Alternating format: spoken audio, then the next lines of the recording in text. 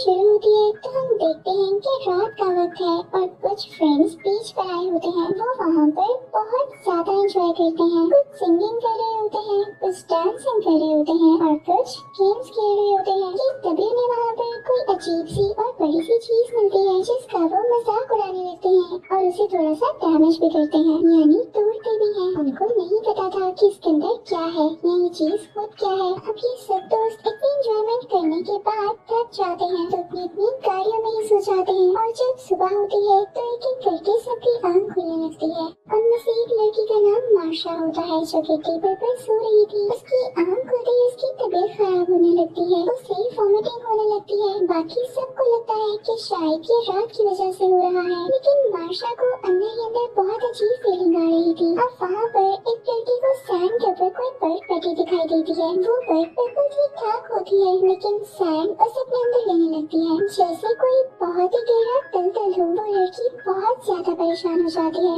और अपनी दोस्त मार्शा से कहती है कि तुम सैंड पर पाँव मत रखना, वहाँ पर खतरा है। लेकिन इससे पहले मार्शा भी उसकी बात सुनती वो सैंड पर पाँव रख चुकी थी और अब उसका पाँव भी सैंड के अंदर जाने लगता है। वो बहुत कोशिश करती है कि अपना पाँव बाहर निकाल सके लेकिन ऐसा नहीं कर पाती। वो अपने हाथों को यूज करते हुए भी अपने पाँव को बाहर निकालने वाली थी तो इसी वजह से उसके हाथ भी सैंड में फंस जाते हैं। वो घबरा जाती है और चिल्लाने लगती है। उसके दोस्त भी उसकी मदद को कैसे आते, वो भी सैंड में फंस जाते। तब किसी को भी समझ नहीं आ रहा था कि करना क्या है। अब मार्शा की हालत देखकर गाड़ी में बैठा हुआ उसका एक दोस्त उसकी मदद के लिए बाहर आता है। उसे सब लोग मना करते हैं लेकिन वो नहीं सुनता और जैसे ही वो सैंड के ऊपर जाता है तो वो गिर जाता है। वो मुंह के बल गिरा था तो वो सैंड के साथ स्टिक हो जाता है। वो बहुत कोशिश करता है कि खुद को उठा ले लेकिन उसकी स्किन तक सैंड के साथ चिपक रही होती है। उसकी बॉडी को सैंड ने काफी जख्मी कर दिया था। उसके दोस्त गाड़ी स्टार्ट करने लगते हैं कि अपने दोस्त को किसी तरह से ऊपर की तरफ खींच ले लेकिन उनकी गाड़ी भी स्टार्ट नहीं होती। तभी उस लड़के का एक और दोस्त उसकी तरफ रस्सी फेंकता है लेकिन अब वो लड़का इस कंडीशन में नहीं था कि उस रस्सी को पकड़ पाता और सैडली कुछ ही मिनट्स में उसकी पूरी बॉडी सैंड के अंदर चली जाती है। सब इसको इस तरह से रेत में जाके देखने के सिवा कुछ कर भी कह सकते थे। वो सब काफी डर जाते हैं और प्लान करते हैं कि जितनी जल्दी हो सके वो यहाँ से निकल जाएंगे। अब जो लड़का गाड़ी की ड्राइविंग सीट पर बैठा होता है उसका नाम जोना होता है। वो दोबारा से कोशिश करता है कि गाड़ी को स्टार्ट कर सके लेकिन ऐसा हो ही नहीं पा रहा था। तभी वहाँ पर हम एक हेल्दी से आदमी को देखते हैं। वो ड्रम में होता है और मूव करने लगता है तो उसके दोस्त उससे कहते हैं कि प्लीज तुम जरा सा भी मूव मत करना, अगर तुम हिले और नीचे गिर गए ना तो ये सैंड तुम्हें अपने अंदर लेगी। तो वो आदमी कहता है तुम लोग मेरे साथ मजाक कर रहे हो, क्योंकि उसने अपनी आंखों से सब कुछ नहीं देखा होता। वो सो रहा था, उसे दर्द हो रहा होता है तो वो मूव करने लगता है। तो एक लड़का बोलता है 2 घंटे तक कोई ना कोई हमारी हेल्प के लिए आ रहा है, हमने कॉल कर दी है, तो अगर तुम इसी में स्टिल रहोगे तो वो जल्दी हमें बचा लेंगे, प्लीज मेरी बात पर ध्यान दो। तो वो आदमी मान जाता है जबकि ऐसी बात नहीं थी, कोई हेल्प नहीं आने वाली थी।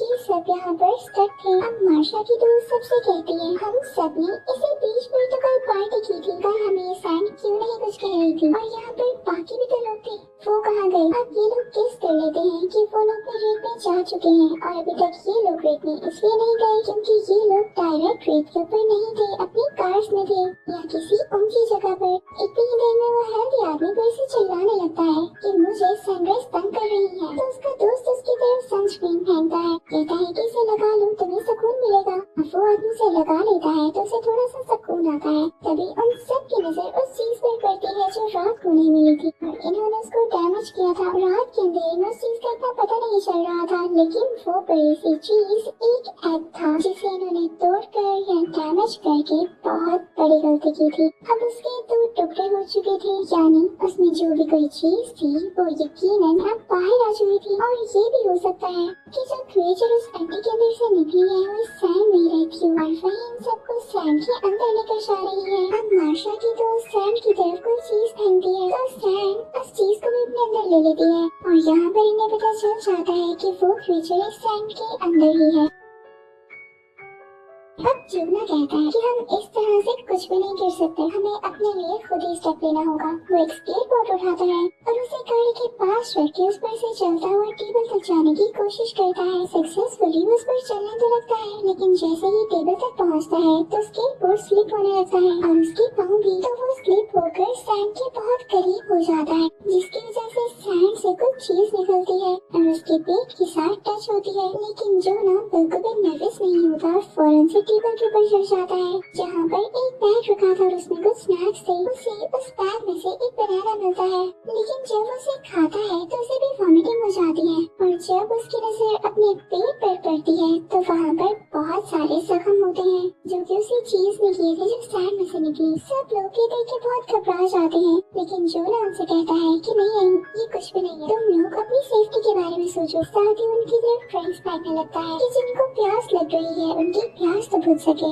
लेकिन साथ ही जोना को अपने पेट में दर्द होने लगती है और उसके जख्म से खून भी आने लगता है। तो उसकी दोस्त बहुत उदास हो जाती है और रोने लगती है। तो जोना उससे कहता है कि रो मन, सब तो स्ट्रॉन्ग है ना। और जोना वहीं पर लेट जाता है। तभी गाड़ी में बैठी हुई एक लड़की उनसे कहती है कि हम सबके मोबाइल फोन्स गाड़ी की डिग्गी में है, हमें कुछ न कुछ करके उनको लेना होगा ताकि हम मदद तो मंगवा सके। लेकिन कोई ये रिस्क नहीं लेना चाहता था क्योंकि यहाँ पर बैठे बैठे कभी भी गाड़ी की डिग्गी खोल ही नहीं सकती थी। तो एक लड़की कहती है कि मैं हिम्मत करूंगी। वो जाकर गाड़ी की डिग्गी खोलती है, लेकिन वो नहीं खुल पाती। तो वो दूसरी तरफ जाती है। ब्लैक हेयर लड़की उसे कपड़े का एक टुकड़ा पकड़ाती है कि वो इसको जोर से पकड़ ले और कहीं सैंड की तरफ न गिर जाए, लेकिन अभी भी वो गाड़ी की डिग्गी सही तरह से खोल नहीं पा रही होती। तो तभी जोना की दोस्त उसे एक रोड पकड़ाती है और उसे कहती है कि इससे ट्राई करो। और यहाँ पर फाइनली वो लड़की गाड़ी की डिग्गी खोल ही लेती है, लेकिन तभी दूर उन्हें कोई आता हुआ दिखाई देता है। वो वहाँ का सुपरवाइजर होता है, यानी बीच पेट्रोल सुपरवाइजर होता है। वो सब उसकी तरफ देखने लगते हैं और इसी ध्यान में वो लड़की जो डिग्गी खोल चुकी थी उसकी उंगलियां डिग्गी में फंस जाती हैं, यानी डिग्गी अब बंद हो चुकी होती है। वो चिल्लाती है। वो सब उसे अपने पास बुलाने की कोशिश करते हैं,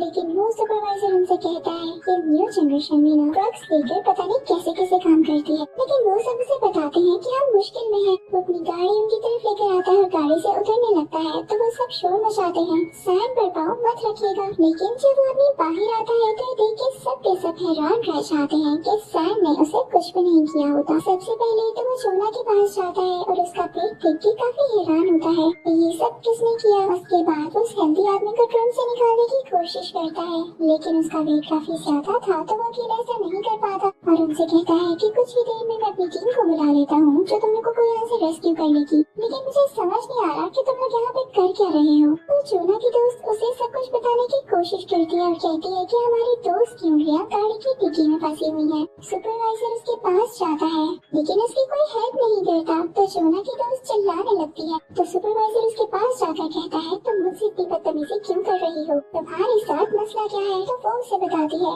कि क्या आपको नहीं दिख रहा कि हम मुश्किल में हैं, हम सैंड पर नहीं आ सकते। पहले ही सैंड ने हमारे दो दोस्तों को अपने अंदर निगल लिया है। सुपरवाइजर कहता है कि मुझे इन गेम्स में मत डालो, अगर ऐसी ही बात है तो मैं किसी सैंड पर खड़ा हूँ, तुम लोग फौरन से नीचे आओ। लेकिन जोना की दोस्त और उसका दोस्त नीचे नहीं आते क्योंकि वो जानते थे कि उनकी जान जा सकती है। तो वो सुपरवाइजर अपनी गन निकाल लेता है, लेकिन साथ ही साथ उसकी कीज भी सैंड पर गिर जाती है। सब उसे कहते हैं कि नहीं सैंड पर अपना हाथ मत रखिएगा, लेकिन वो नहीं सुनता। अपनी कीज उठाने के लिए जब उसका हाथ सैंड के साथ टच होता है तो सैंड उसके हाथ को भी अपने साथ स्टिक कर लेती है।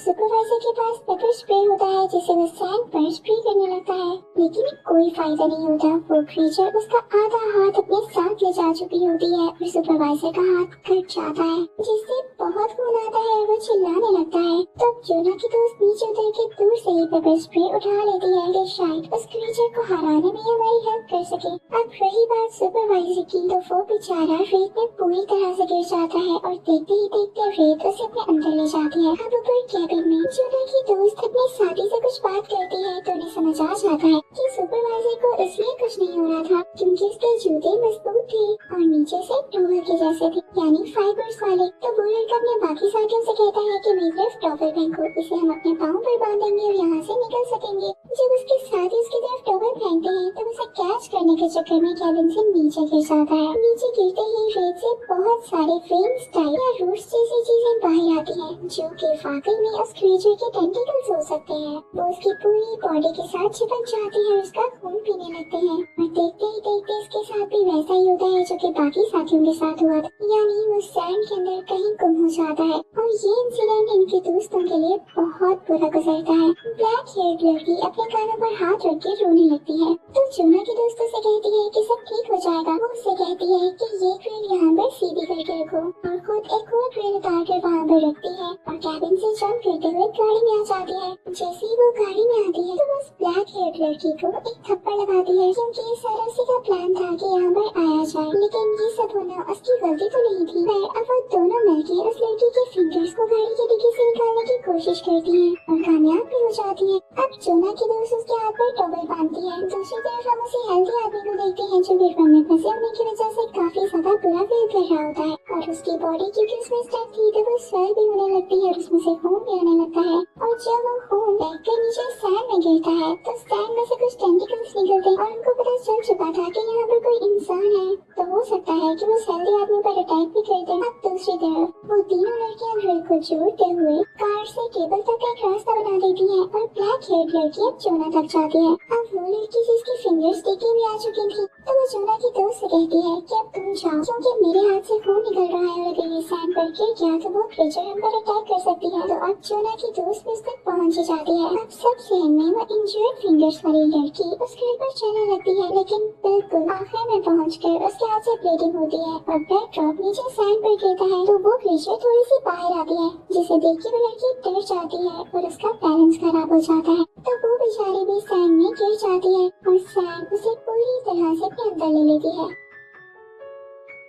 दूसरी तरफ हम उस हेल्दी आदमी को देखते हैं जिसके ट्रंक पर काफी खून बह रहा होता है। तो वो टेंटिकल्स यानी रूट्स लाइक इसे उसकी तरफ अट्रैक्ट होती हैं और ड्रम पर चढ़ने लगती हैं। ब्लैक हेयर लड़की को देखते हैं जो कि अपने पाँव पर काफी ज्यादा टॉवल्स बांधकर पैन के ऊपर चलने लगती है, तो उसे कुछ भी नहीं होता। तो वो काफी खुश होती है और अब सुपरवाइजर की गाड़ी के ऊपर खड़ी होती है। ये देखकर वो हेल्दी आदमी भी काफी खुश होता है और एंजॉय करने लगता है कि वो यहाँ से जल्दी निकल जाएंगे। लेकिन उसे क्या पता था कि वो टेंटिकल्स उसके ड्रम को नीचे से बिल्कुल खाली कर चुके थे और अब वो टेंटिकल्स बड़े होकर उसकी पूरी बॉडी के इर्द-गिर्द स्टिक हो जाते हैं और उसे सैंड के अंदर ले जाते हैं, जिससे वो बेचारा भी मारा जाता है। अब यहाँ पर ये क्रीचर काफी बड़ी हो चुकी थी क्योंकि इसने इतने ज्यादा लोगों को जो खा लिया था। अब इसके टेंटिकल्स भी ज्यादा स्ट्रॉन्ग हो चुके थे। अब वो सीधा सुपरवाइजर की गाड़ी के पास आती है और उसे हिलाने लगती है, जिससे ब्लैक हेयर लड़की गाड़ी के ऊपर ही गिर जाती है और उसका सर जब गाड़ी के साथ टकराता है तो वो बेहोश हो जाती है। अब जोना की दोस्त अकेली बची थी क्योंकि बाकी सबकी हालत तो खराब थी, किसी का पेट इंजर्ड था और कोई बेहोश, तो वो घबरा जाती है। अब इसी तरह से रात हो जाती है और रात होते ही ब्लैक हेयर लड़की को होश आ जाता है तो वो वहाँ पर एयर बाथटब बिछाती है, जिस पर से जोना को लेते हुए वो गाड़ी तक पहुँच जाती है। और जब उनके पीछे पीछे जोना की दोस्त भी आ रही होती है तो वो क्रीचर अपने टेंटिकल से गाड़ी का दरवाजा बंद कर देता है। सरप्राइजिंग बात ये थी कि उस क्रीचर के टेंटिकल्स ग्लो कर रहे थे, उनसे ब्लू कलर की कोई लाइट निकल रही थी। लेकिन जोना की दोस्त हिम्मत नहीं हारती और अब गाड़ी के ऊपर आ जाती है। तभी वो देखती है कि उसके पास गैसोलीन का कैन पड़ा है तो वो क्रीचर कैन को पकड़ लेता है, उसे छोड़ ही नहीं रहा होता।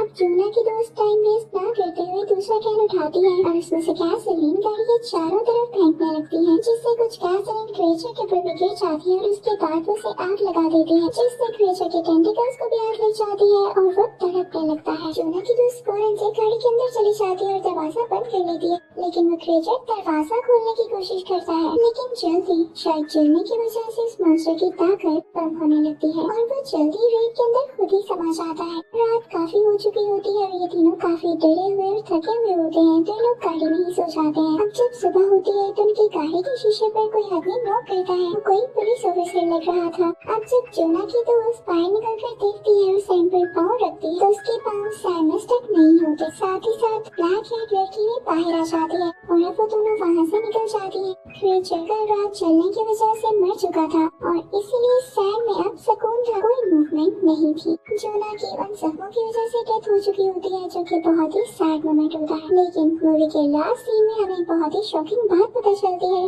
कि वो क्रीचर मरा नहीं है, वो अभी भी जिंदा है और समंदर में कहीं है और अब उसका नेक्स्ट निशाना शहर है यानी सिटी है। और इसी के साथ इस मूवी का यहीं पर एंड होता है। Thank you for watching.